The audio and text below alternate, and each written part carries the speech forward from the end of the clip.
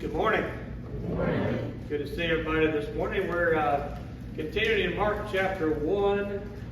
Did we get to 21? All right. I was questioning myself.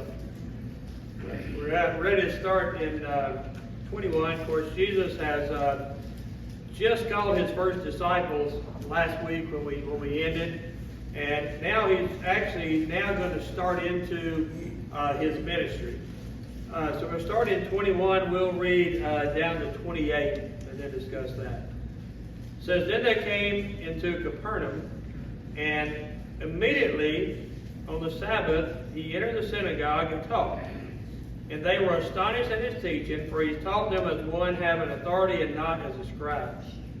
Now there was a man in their synagogue with an unclean spirit, and he cried out, saying, Let us alone. What have we to do with you, Jesus of Nazareth? Did you come to destroy us? I know who you are, the Holy One of God. But Jesus rebuked him, saying, Be quiet, and come out of him. And when the unclean spirit had convulsed him, and cried out with a loud voice, he came out of him. Then they were all amazed, so that they questioned among themselves, saying, What is this? What new doctrine is this? For with authority he commands even the unclean spirits, and they obey him. And immediately his fame spread throughout all the region around Galilee. So we see here now Jesus has moved on. He's gone into Capernaum. Now Capernaum became his second hometown. When he moved from Nazareth, that became where it seems to be his center. When he goes back to, he's called his second home. But it's interesting that on the Sabbath day, he waits to the Sabbath day, and then he goes into the temple to preach. And why does he go into the synagogue there to preach?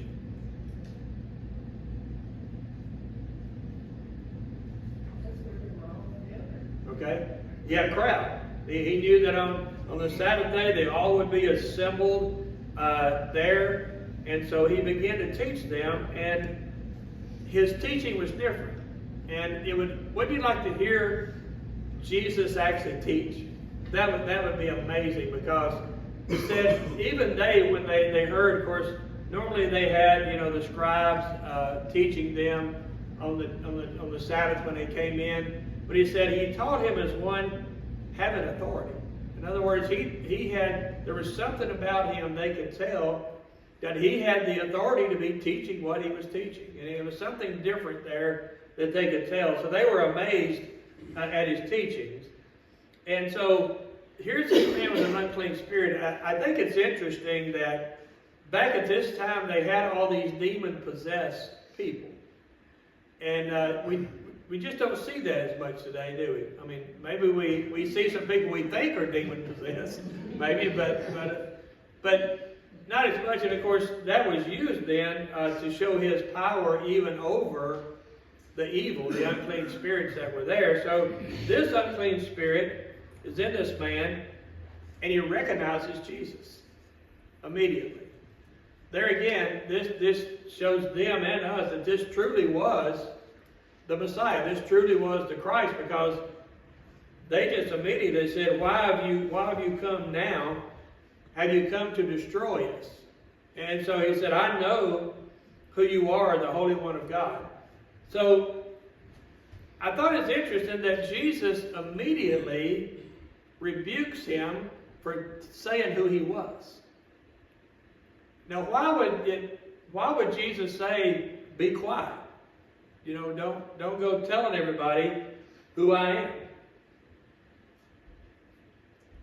He wasn't ready to reveal himself. I think that's it. I think he wasn't ready to reveal himself as that true Messiah. He had just started his teachings, and later on we're going to see when he tells the man, the leper, to not tell anybody, who he'd been cleansed by. We're going to see that same thing happen. So he rebuked him for saying, he said, Be quiet and come out of him. And it says the unclean spirit, as a reaction, that convulsed the man and cried out with a loud voice, and then he came out of him. Now, where did that unclean spirit now go? That's what you want to know? I know some people that I think he went into today. but you think about it, we have you know, when the unclean spirits went into the swine, you know, we have that. But where do these unclean spirits go when they leave a person? If they're unclean, maybe they go to the devil. Yeah, and I think we have in another place it talks about, you know, you get this unclean spirit out and you clean it out, and then another comes in and indwells him that was worse than the first. And so I think these spirits look for people to go into to take over their bodies. And you know, these people had these that were demon possessed. People knew they were demon possessed because they had no control of their body, their actions, because it says here he convulsed him. And when you see somebody doing that, it's a scary thing. And so when he did that, so then he cried out with a loud voice, and then he came out. And so all of those around him were astonished. I mean, they knew this man was demon possessed. They heard Jesus say, "Come out of him," and now the man is back to whatever his normal self would have been after this demon had now come out. And they questioned, what is this new doctrine? I mean, he's come, he's teaching them something new, and of course he's teaching them of the coming kingdom. That's what he was teaching them, of the coming kingdom. And now he's able to command this unclean spirit. He has authority over them. And it says, immediately his fame spread throughout all the region around Galilee. So how quickly did Jesus' fame and those who knew who he was, how quickly did that happen for him? It says immediately. As soon as he starts his teaching and preaching, and he starts performing these miracles, his fame now has gone out through all of Galilee. And now, everywhere that Jesus now goes, there's going to be people coming out to see who is this man. And so, there's two things that I think that are going to draw people to him. Number one is his teaching. He was teaching different. There was something different about him and his teaching, and he was teaching a new gospel. It was one of a coming kingdom of Christ, a coming kingdom of God. But he also was able to have, you know, authority over these unclean spirits and even over diseases and all these things. So now his fame is spread. And from now going forward, we're going to see that he couldn't hardly go places at all without a crowd being around him. But that was the purpose, wasn't it? For him to come, start his teaching, and then they knew who he was. So, comments about this? I think it's amazing that these unclean spirits or demons, certainly they're servants of the devil, they recognize Jesus for who he is. Sure. And he could not get the Pharisees to do that 3 years of teaching. Right. They wouldn't recognize him as in every story about these unclean, they automatically recognize who he is. right. It's just no, and they must go back centuries. Yes. They could even go back from the beginning, maybe. Right. And they're servants of Satan, obviously. And of course, when they take over these people's bodies, they have no control. And you know, you see how they acted about that. You know, there have been a lot of movies made about people being demon possessed and that kind of thing, and it's a scary thing. I think the first big one was probably The Exorcist, and we watched it at a drive-in theater. We had the doors locked and the windows rolled up when it was over. You know, it's scary. So, but he had authority over them, and they recognized him immediately. All of them. There was none of them that didn't recognize him as the Christ, but yet he couldn't convince those that were in authority. And I think some of them may have recognized who he was, but they did not want to admit that that's who he was, because he was taking away their authority, and he was taking away their power that they had there, so they wouldn't recognize him as that. So let's go on then to verse 29. It says that as soon as they came out of the synagogue, they entered into the house of Simon and Andrew with James and John. But Simon's wife's mother lay sick with a fever, And they told him about her at once. So he came, took her by the hand, lifted her up, and immediately the fever left her, and she served them. So here he goes into the house of Simon and Andrew. Of course, this is Simon Peter. And so we know there that Peter's married. Do you ever think of these apostles being married or having a family? I don't think we do. When you read this, it says Peter's mother-in-law was there, so they were married. They I don't know about the children, but they had families, obviously. And I think we see the apostles as being different. You don't see them as being the normal people, but they were normal people. They were just called, had something special that Jesus called them. So his mother-in-law then is sick with a fever, and they told him. And so he goes at once, and all he had to do was lift her by the hand. And it says, she immediately, the fever left her. She was healed immediately when he took her by the hand and lifted her up. And what did she do immediately after that? She did what a woman is supposed to do. She served them. I'm just kidding. I didn't mean that. But so what is the amazing thing about as soon as the fever left her, she started serving them? What's the amazing thing about that? She was well. When we're adults and we have a fever, what does it do to us? It knocks you off your feet. And so even when your fever leaves you, when you get better and the fever leaves, how do you still feel after that? It takes time. You're not just immediately all of a sudden feeling like your normal self again. It takes some time for your body to get over that, because we're not supposed to have fever, especially as we get older. But it says immediately when the fever left her, she got up and started serving. In other words, she wasn't just healed of the fever, she went back to her normal self. She was immediately completely cured of it, which I think is an amazing thing. It's one thing to heal somebody of a sickness, but then for them to be totally cured, and right back to their normal self. And she got up and she started immediately serving them. And we talk about these miracles that he does, and I think there's purposes for all the miracles that he does. But in this case, he was inside the house. And we know Simon and Andrew there, and James and John were there, of course, and then Peter's family, whoever the family was there. But they're really, from what we can tell here, they're the only ones that see this miracle being performed. So when he performed this, what did it do for them? All those that saw it, what did it do for them?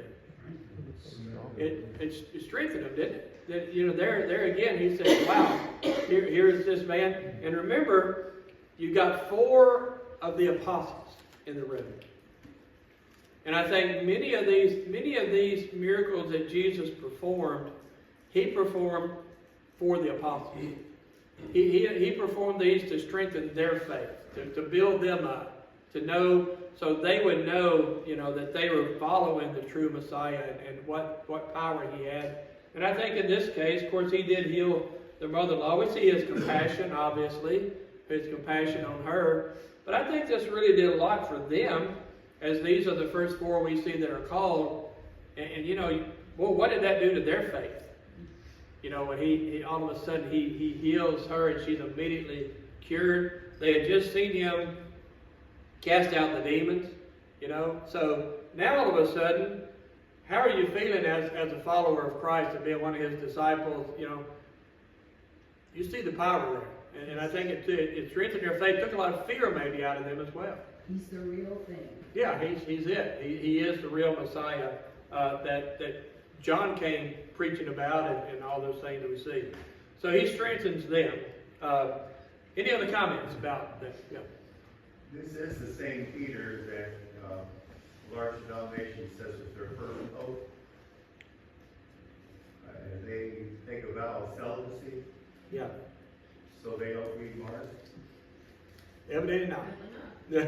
Evidently not. There's the priests do take a vow of celibacy for sure, and he supposedly was the first pope. There was said, "Upon this rock I will build my church." They thought that talked about Peter, but he was married. He obviously was married, had a mother-in-law. You know, when you get married, you automatically get a mother-in-law. Just goes with the just goes with the case there. You know, but he was married. So yeah, it's you have to wonder. I don't know. I don't know where that. You'd have to ignore this. I'll put it that way. To say that vow of celibacy was there, they weren't married, so you'd have to. Ignore everything else. Yeah, so you ignore it. You have to just ignore it and come up with your own. And you think about it, there's a lot of people today, religious people, that ignore a lot of things in Scripture to take on their own belief system. And that's where we have to be very careful. We don't get drawn into some of those things, that we make sure, hey, this is what it's taught. This is the way it is. So, but yeah, it's interesting that some people can ignore that. So let's go in then to verse 32. It says, "Then at evening, when the sun had set, they brought to him all who were sick and those who were demon-possessed. And the whole city was gathered together at the door. Then he healed many who were sick with various diseases and cast out many demons. And he did not allow the demons to speak because they knew him. Now in the morning, having risen a long while before daylight, he went out and departed to a solitary place, and there he prayed. And Simon and those who were with him searched for him. And when they found him, they said to him, 'Everyone is looking for you.' But he said to them, 'Let us go into the next towns, that I may preach there also, because for this purpose I have come forth.' And he was preaching in their synagogues throughout all Galilee, and casting out demons." So in the evening, after the sun had set, these people, they found out where Jesus was. And they said the whole city was gathered at the door. And I'm picturing this line of people that were lined up with those they knew that were either sick or demon-possessed, that they brought there to be healed by Christ. And it says he healed those all. He healed all of them. He said they brought him in, and he healed many who were sick with these various diseases. And it wasn't just one disease, it said various. There were many diseases they brought him. And he was also cast out many demons. But there again, he says he did not allow the demons to speak because they knew him. All of these demons knew who he was, but yet he wasn't ready for them to reveal yet who he was. He wasn't yet ready in his ministry for that, even though everybody around was wondering, who is this? You know, who is this that's able to do these things and cast out? Of course, if they knew all the prophecies about Jesus and when he would be coming, they would immediately know who he was, wouldn't they? They would assume that, but a lot of them still didn't know exactly. It said, it's interesting, it said in the morning he rose early, a long while before daylight. He went out to a solitary place, and there he prayed. And I've mentioned this before, that I've always wondered, what did he pray? You know, we have a couple of his prayers. You know, one's in John 17, where just before he's going to be crucified. And then we have the Garden of Gethsemane. We know what he prayed there. But many other times we see that Jesus many times went and prayed. And he always went to be alone when he prayed. He said he went to a solitary place to be alone, and there he prayed to God. What does that teach us? His humility. You know, did he need the encouragement from God that he needed?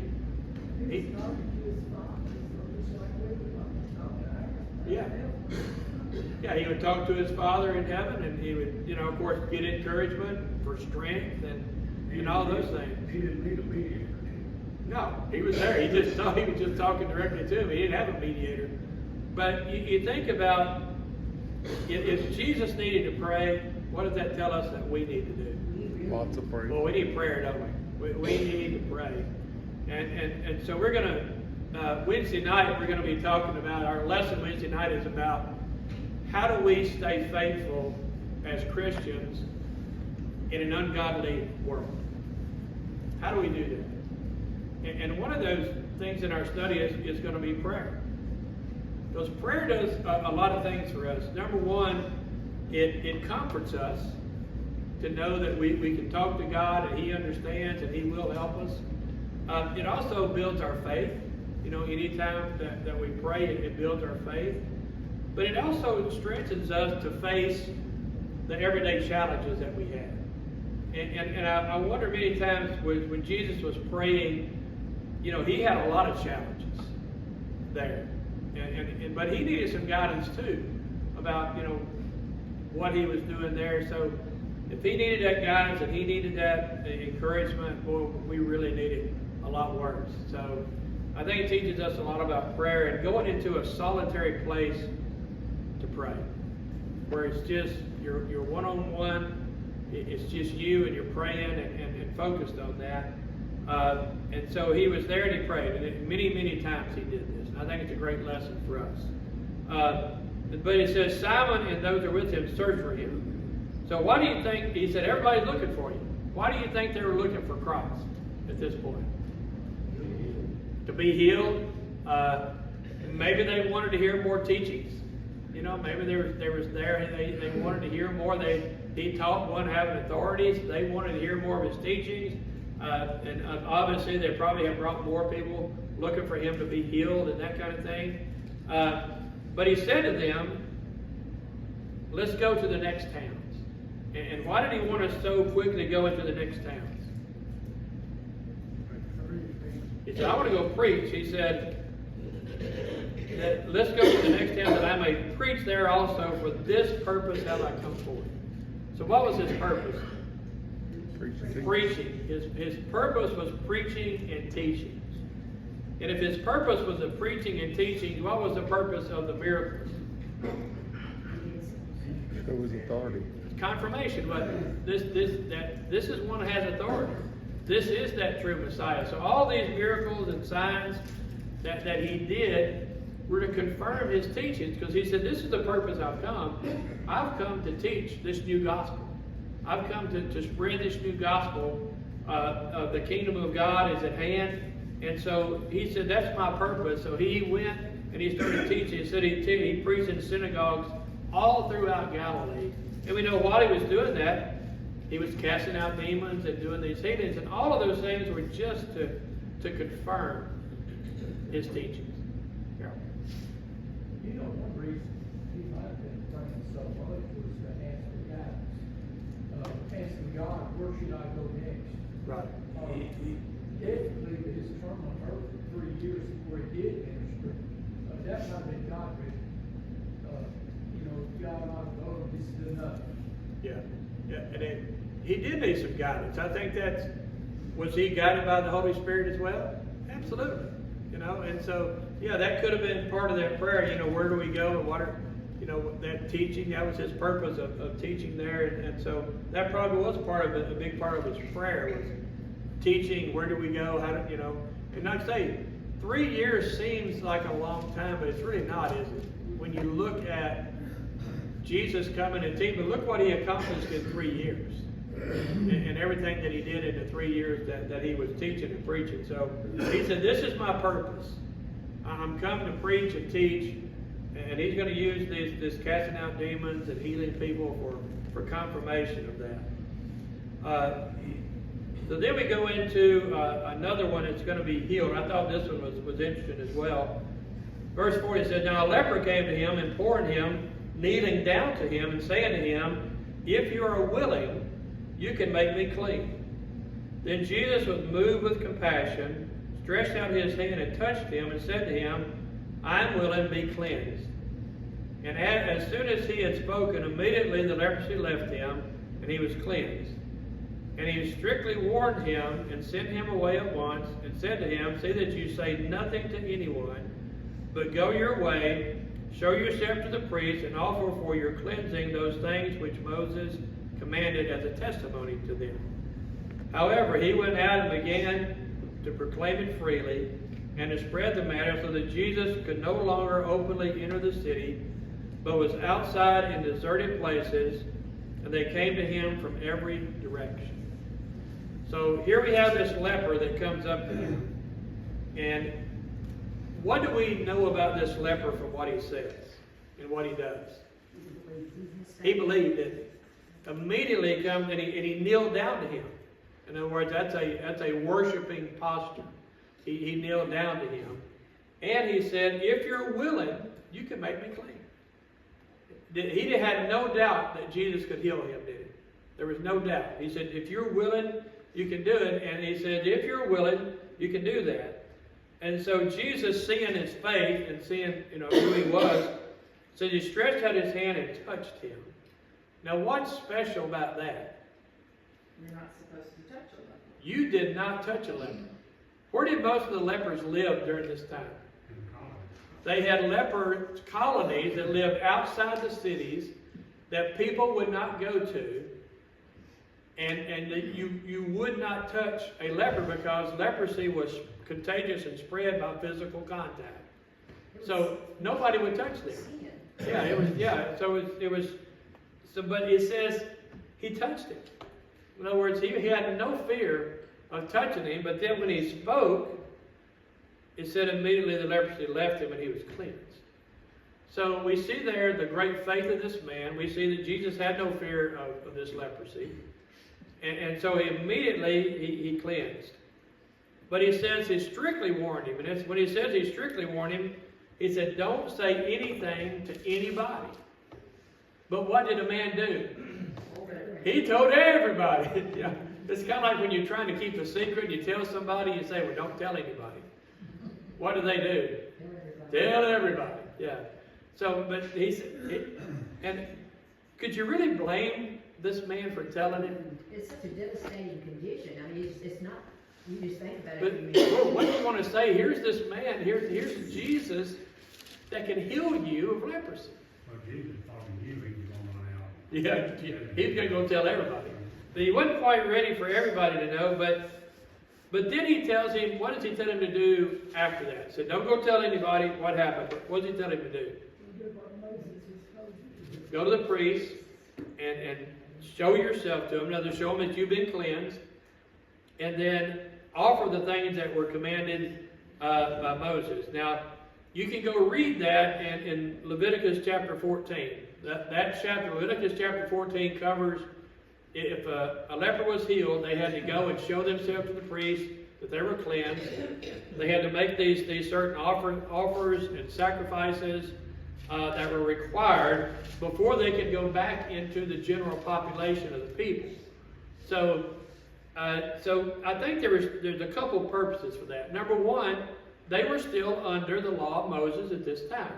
And I think many times we forget that. They were still under the law. And Jesus himself even kept the law of Moses while he was here, because that was the law that was in force at that time. So he said, you go and you offer those sacrifices. And it's interesting, he says, you do this as a testimony to them.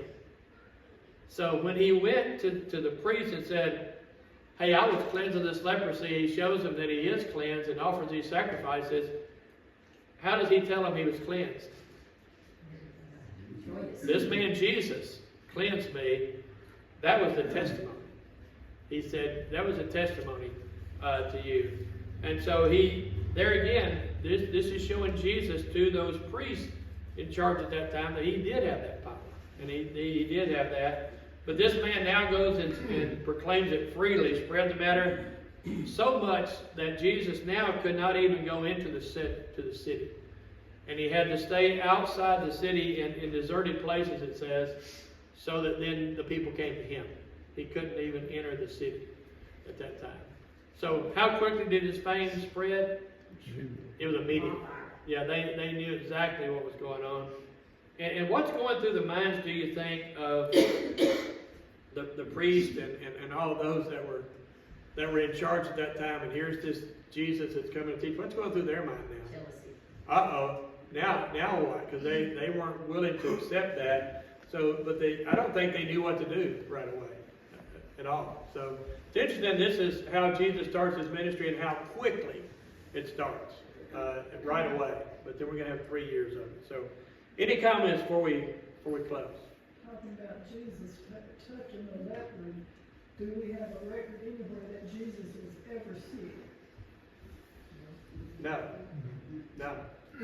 We never know he was ever sick, no, himself. No. That's interesting. He never was physically sick. You wonder, when he did invoke the healing process, did he call upon God, his Father? I mean, that's where the power is truly coming from. I mean, he touched him, but yet that power is coming from his Father, not him. Yeah. We got to remember, he is God here on earth. But I don't think we ever see where he said, hey, I'm healing you in the power of God. I'm healing you by the power of who? Yeah. Me. You know, this Before is, he went and did this. huh? He had prayed earlier. Oh yeah, before he went and did this, absolutely. So here we saw his healings, what he started with. So next week, we'll go into chapter 2.